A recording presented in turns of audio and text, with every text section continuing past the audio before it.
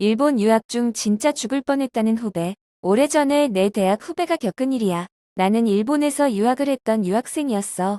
후배는 일본인이지. 두 개의 사건이 있는데 두 사건이 뭐 딱히 관련이 있는 건 아니지만 얘기해볼게. 이건 아마 2008년인가 2009년 초쯤에 있었던 일인데 일본에서 좀 화제가 됐었던 사건이 있었어.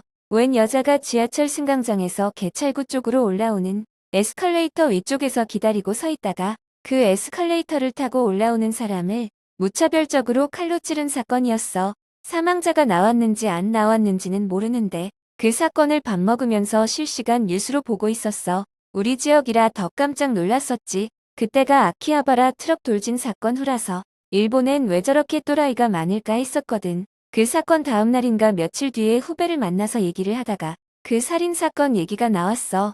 내가 참 세상 말세라고.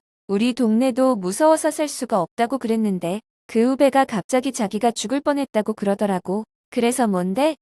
이렇게 물어봤는데 그 사건이 일어난 여기 걔네 집 근처라는 거야. 통학할 때 항상 이용하는 역이라고 했지. 그래서 위험했구나 하고 대답했지. 뭐 그럴 수도 있잖아. 근데 걔가 하는 말이 그냥 그 역이라서 그런 게 아니라 정말 죽을 뻔했다고 했어. 원래 걔가 평소대로 학교 끝나고 집에 가면 그 사건이 일어난 시점보다 한 25분 정도 먼저 도착해서 전혀 사건이랑 휘말릴 수가 없는 그런 시각이 되는데 이상하게도 그날따라 그 역에 도착하는 열차로 갈아타는 환승역에 내렸을 때 갑자기 서점이 그렇게 가고 싶더래. 사고 싶은 책이 전부터 있었는데 그게 뭐 중요한 책도 아니라 당장 필요한 것도 아니고 언젠가 기회되면 사야지 하고 있었는데 이상하게 그날 그렇게 서점에 가야 될 것만 같더라는 거야. 그래서 갈아타는 환승역에서 내려서 개찰구로 나왔대. 그래서 서점을 가려고 하다가 우연찮게 지갑을 봤는데 지갑에 현금이 없더라는 거야. 그제서야 갑자기 위화감이 들면서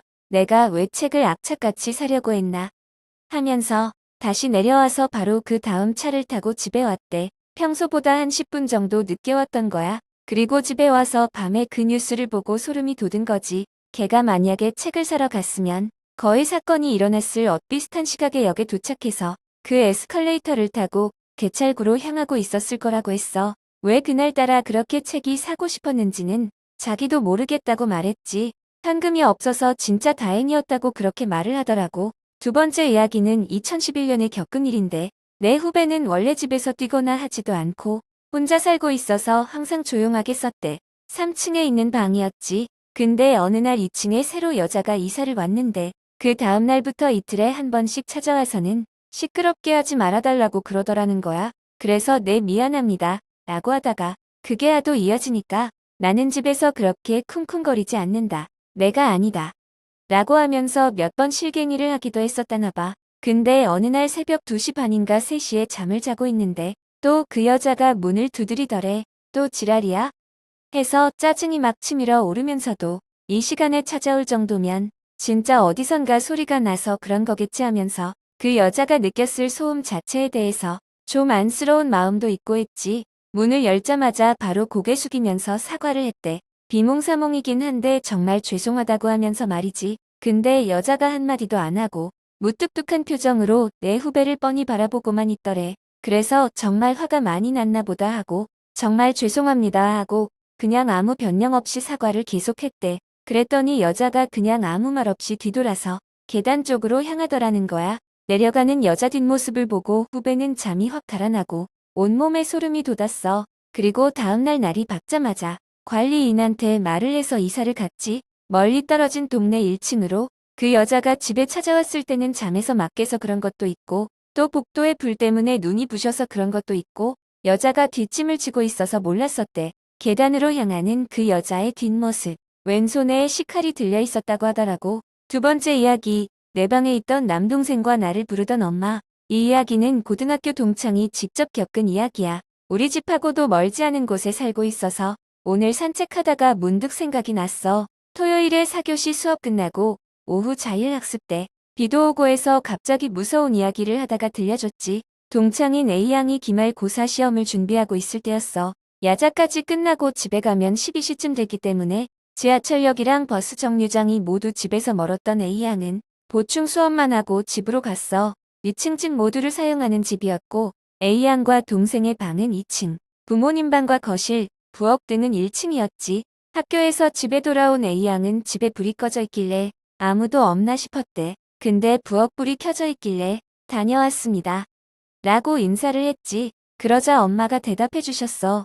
A양은 빨리 자기 방으로 올라가서 교복과 가방을 벗어던지고 내일 있을 시험 공부에 몰두했어. 세 과목이나 쳐야 했고 수시를 생각하고 있었던 터라 내신이 정말 좋아야 했거든. 아무튼 열심히 공부하고 있는데 자기 방문이 열리는 소리가 나더래. 뒤돌아보니 남동생이 졸린 표정으로 누나 방에서 누나 공부하는 거 구경하다가 잘 거라고 그러더래. 대신 공부 방해하면 안 된다고 말하고 그러라고 했지. 그리고 다시 공부를 하다가 일본어 과목을 공부하고 있을 때였어. 일본어는 입으로 외우는 게 더 잘 외워진다고 생각하곤 입으로 소리내면서 외우고 있었지. 그러자 등 뒤에서 동생이 일본어를 따라하더래. A양은 짜증이 나서 따라하지 마. 이러면서 뒤를 돌아봤는데 동생이 방바닥에 엎어져서 낙서 같은 걸 하다만 자세로 꿈쩍도 안 하고 있더래. 그래서 A양은 자는 척 하지 말라고 따라하면 혼난다고 장난스레 말했어. 근데 동생은 미동도 안 하더래. 계속 엎드린 자세로 말이지. A양은 동생이 장난치는가 보다 하고 다시 일본어를 입으로 소리내면서 외우기 시작했어. 그런데 또 동생이 따라하는 거야. 꼭 A양을 놀리는 어투로 말이야. 짜증이 난 A양은 따라하지 마라. 이러면서 또 뒤를 돌아봤는데 아까랑 똑같은 자세로 있더래. 원래도 워낙 장난꾸러기 남동생이었고 나이차도 많이 나서 예뻐했던지라 그냥 내버려뒀대. 그래서 다시 공부하려는데 문 밖에서 엄마가 뭐 좀 먹을래? 과일 줄까? 하시더래. 그래서 A양이 아니, 물이나 마실래? 라고 말했다는 거야. 그런데 엄마가 또다시 뭐 좀 먹을래? 과일 줄까? 라고 물어보셨지. A양은 자기 말을 못 들었나 싶어서 더 크게 안 먹는다고 대답했어. 그랬더니 더 이상 안 물어보시더래. 그리곤 공부 좀 하다가 화장실도 가고 물도 마실 겸 1층으로 내려가야겠다 싶어서 A양은 방문을 열었어. 근데 1층에 불이 다 꺼져 있더래. 왜 불을 다 꺼놨지? 엄마가 방에 들어가셨나? 이러곤 1층으로 내려가고 있는데 그때 현관문이 찰칵하는 소리가 나더래. 아빠는 타 지역에서 일하고 계신 상태였고 엄마는 방에 있고 초등학생인 남동생은 A양 방에 있는데 너무 놀래서 1층 계단 중간쯤에 서서 멍하니 현관 쪽을 바라봤는데 그 사람은 엄마더래. 두 손에 가득 시장 봐오신 걸 들고 서 있는 엄마. A양은 엄마한테 시장 갔다 온 거야? 근데 왜 1층 불을 다 꺼놓고 나갔어? 이랬더니 나 점심때 모임 갔다가 바로 시장 봐온 거야. 낮에도 불 켜놓고 나갈까? 이러셨다는 거야. 너무 놀라고 무서워서 순간적으로 멍 때리다가 자기 방으로 후다닥 올라갔대. 근데 남동생이 없는 거야. 남동생의 방문을 열어보니 침대에 누워서 자고 있더래.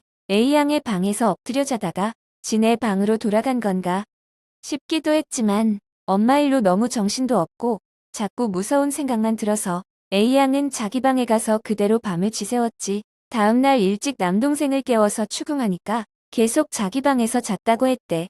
A양은 남동생한테 장난치지 말라고 거짓말하지 말라고 들볶다가 남동생이 그날 밤에 몽유병 증세였을 거라고 혼자 추측하고 결론 냈어. 다른 생각을 하면 할수록 너무 무서워지더래. 체구도 작고 여리여리하고 기가 약해서 그날 헛것을 보고 헛것을 들은 거라고 다들 격려해줬지. 근데도 가끔 이 이야기를 생각하면 소름 돋고 무섭고 그래. 오늘 이야기는 여기까지예요. 오늘 이야기가 재미있으셨다면 구독과 좋아요, 댓글 부탁해요.